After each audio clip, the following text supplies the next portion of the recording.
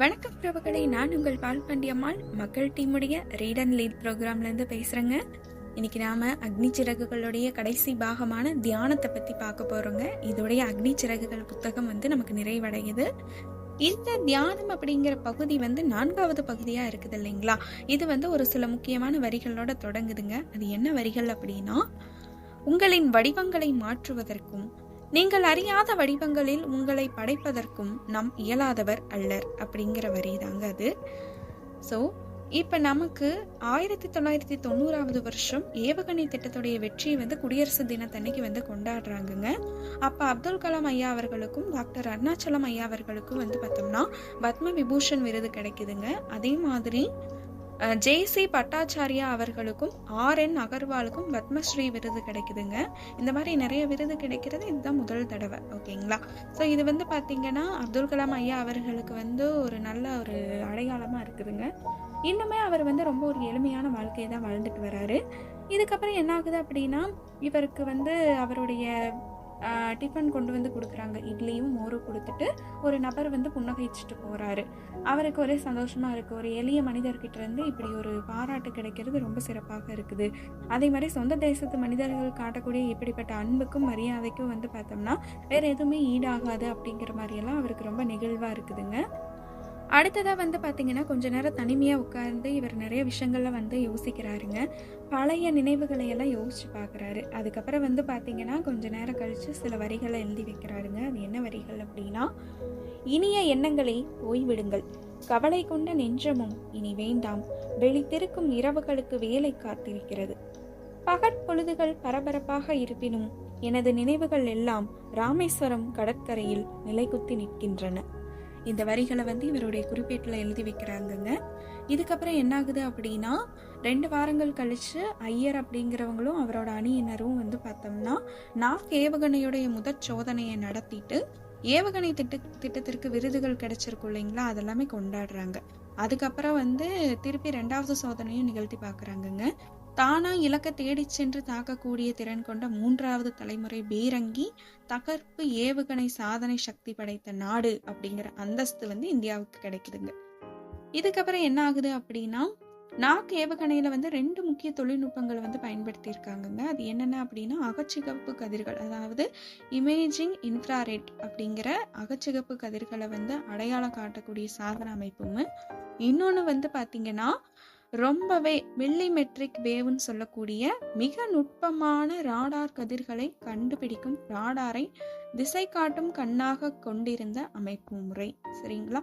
இந்த 2 முறையத்தான் நாக் ஏவுகணையில பயன்படுத்தி இருக்காங்க.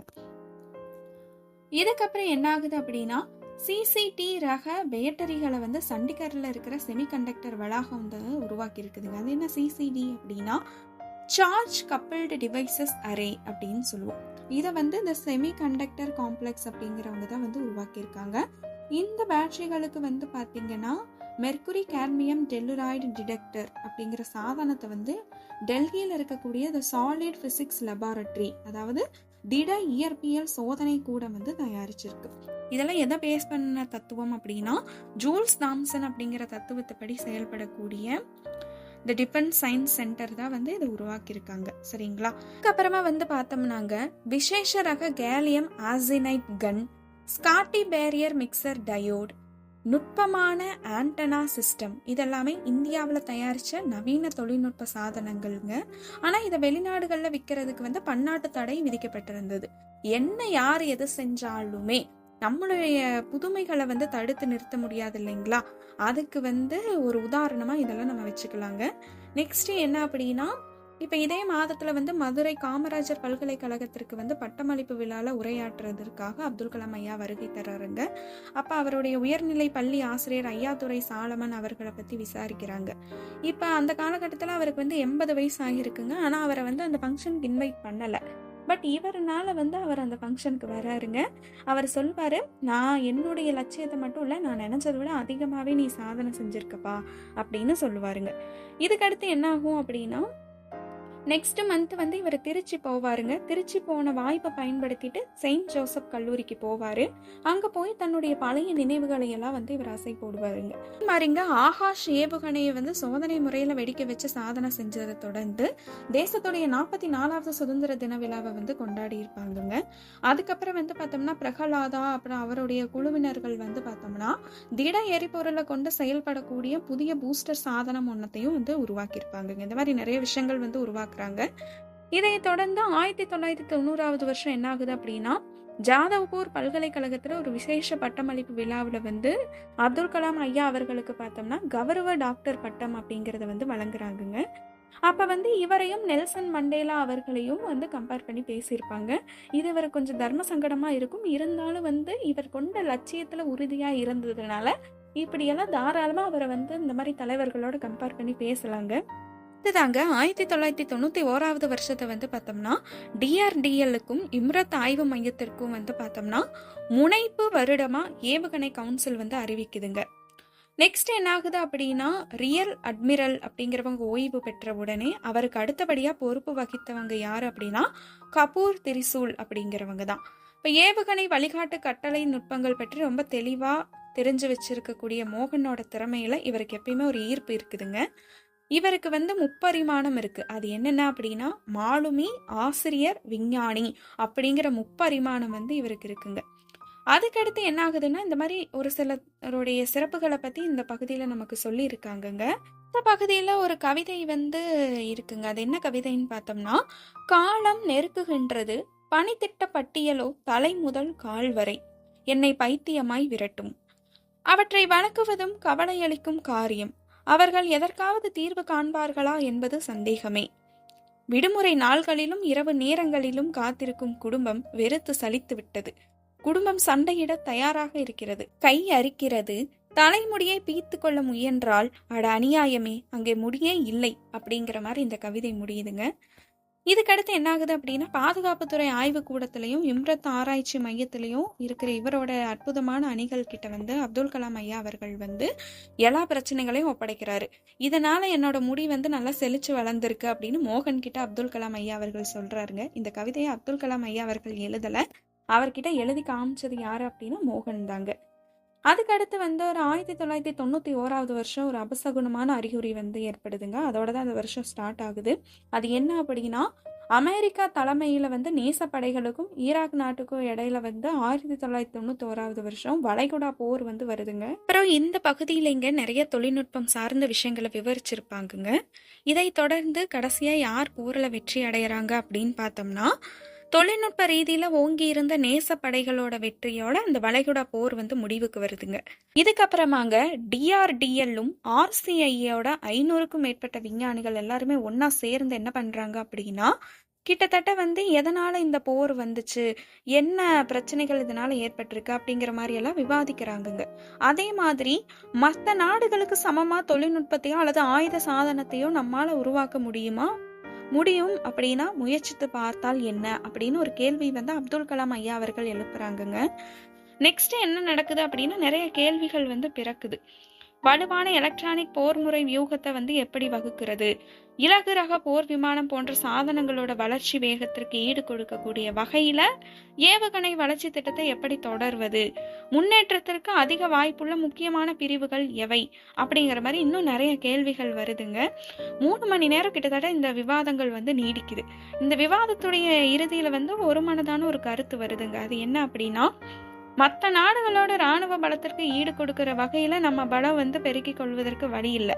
ஆனா நமது முக்கியமான எதிரிக்கிட்ட இருந்து குறிப்பிட்ட துறைகள்ல இருக்க அதே அளவு பலத்தையும் ஆற்றலையும் உருவாக்கி கொள்ள வேண்டும் அப்படின்னு இவங்க வந்து முடிவு செய்யறாங்க. ஓகேங்களா?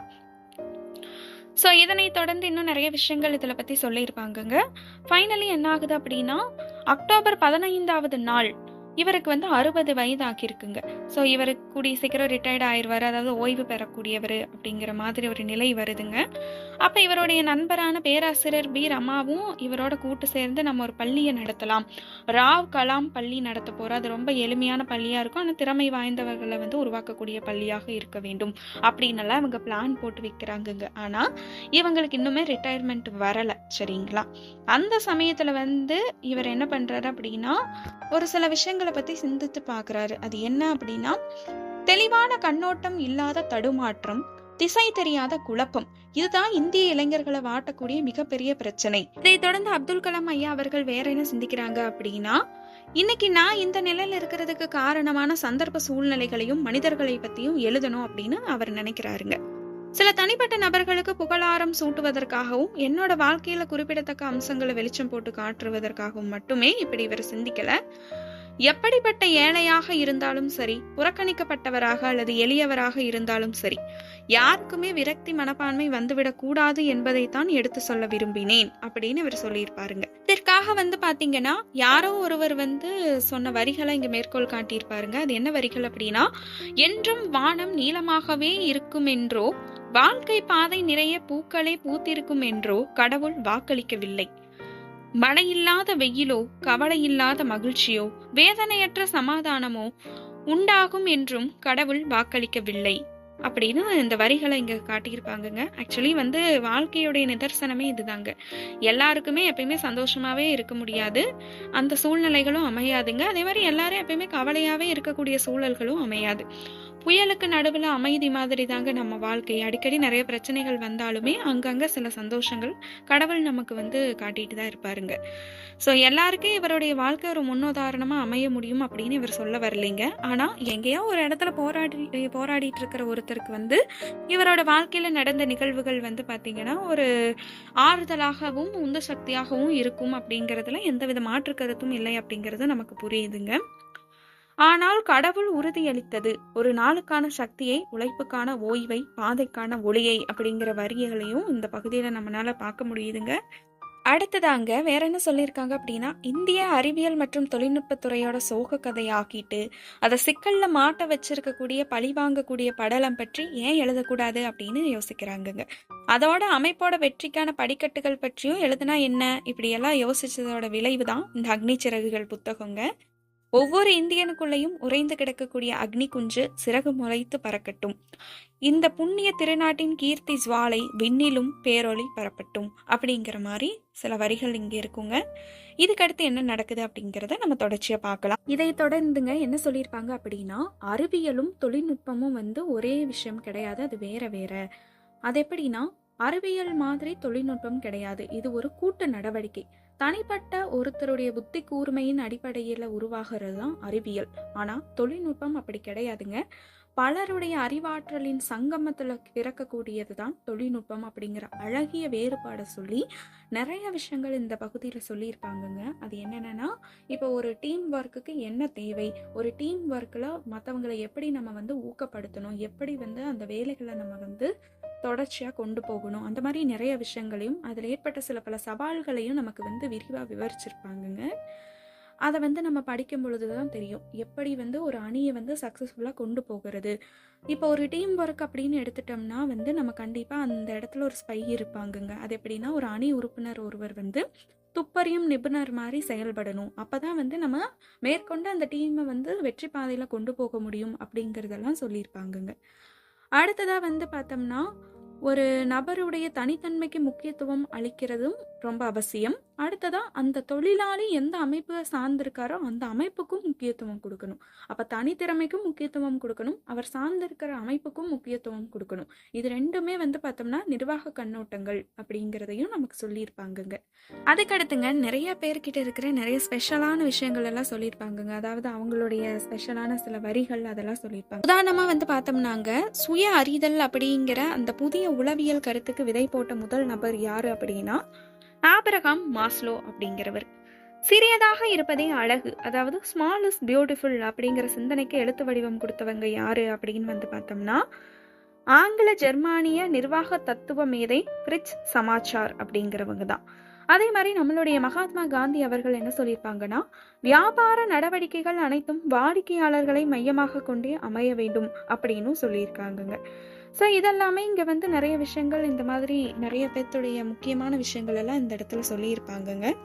அதுக்கப்புறம் பார்த்தோம்னா தேவைகள் புதுப்பித்தல், பரஸ்பரம் ஒருவரை ஒருவர் சார்ந்திருத்தல், இயல்பான தொடர்தன்மை, இந்த அம்சங்களை உண்மையாக முழுமையாக துல்லியமாக தெரிஞ்சுக்கிட்டாதான் தொழில்நுட்ப நிர்வாகம் அப்படிங்கிற மரம் செழிப்பா இருக்கும் அப்படிங்கறதையும் இந்த இடத்துல பதிவு செஞ்சிருக்காங்க. இதுக்கடுத்து என்னன்னாங்க, 1983 IGMDPக்கு ஒப்புதல் கிடைச்ச நேரத்துல நம்ம கிட்ட வலுவான தொழில்நுட்ப அடித்தளம் இல்ல. ஒரு சில குறிப்பிட்ட அம்சங்கள்ல மட்டும்தான் நம்ம கிட்ட நிபுணத்துவம் இருந்துச்சு. அதையும் கூட பயன்படுத்தி கொள்ளக்கூடிய அளவுக்கு தொழில்நுட்ப ஆற்றல் இல்லாதவர்களா தான் நம்ம இருந்தோம். சரிங்களா? அதுக்கப்புறம் IGMDP திட்டத்துல கிட்டத்தட்ட 78 பங்குதாரர்கள் இடம் பெற்றிருந்தாங்க. எல்லாத்துடைய கூட்டு முயற்சியினாலும் தான் நம்ம பாத்தீங்கன்னா இந்த திட்டத்தையே நம்ம சக்சஸ்ஃபுல்லா கொண்டு போயிட்டு இருந்தோம். ஓகேங்களா? இந்த அடிப்படையில தான் IGMDP திட்டத்தை ஏவுகணை சாதனங்களை படைக்கக்கூடிய 78 முக வலுவான இந்திய குடும்பம் அப்படிங்கிற ஒண்ணு அப்துல் கலாம் ஐயா அவர்கள் உருவாக்கி இருக்காங்க. நெக்ஸ்ட் என்ன ஆகுது அப்படின்னா, நம்ம விஞ்ஞானிகளுடைய வாழ்க்கையை பத்தியும் அவங்களுக்கு கிடைச்ச வாய்ப்புகளை பத்தியும் நிறைய பேர் நிறைய விதமா பேசுவாங்க. ஆனா அவங்க அதுக்காக எதிர்கொண்ட போராட்டங்கள் பத்தி யாருக்குமே எதுவுமே தெரிஞ்சிருக்காது. அதாவதுங்க, நம்ம வாழ்க்கையில வெற்றி பெறணும் அப்படின்னா இன்றைய இளைஞர்கள் தனக்குத்தானே குளிப்பறித்து கொள்ளக்கூடிய சில வாழ்க்கை முறைகளை கை கழுவணும். அப்பதான் அவங்களால வாழ முடியும். அதாவது பொருள் ஆதாயங்களுக்காகவும் பரிசு பாராட்டுகளுக்காகவும் பணியாற்றக்கூடிய கலாச்சாரத்தை வேற இருக்கணும்.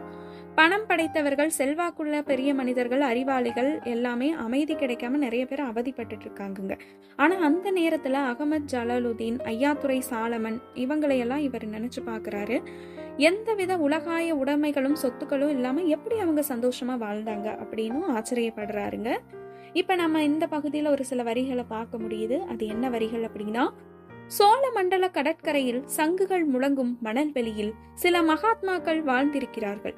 ஒரு பருத்திநூல் லுங்கி, அரைவாசி மெழுகுவர்த்தி, கைப்பிடி இல்லாத பழைய குவளை, இவைதான் கரை மணலில் வாழ்ந்த அந்த மாமன்னர்களின் உடைமைகள் அப்படின்னு சொல்லியிருக்காருங்க. எளிமையான வாழ்க்கை வாழ்ந்தவர்களும் நல்லாவே தன்னுடைய வாழ்க்கையை கொண்டு போயிருக்காங்க அப்படிங்கறத இந்த வரிகள் மூலமா நம்மளால உணர்ந்துக்க முடியுதுங்க.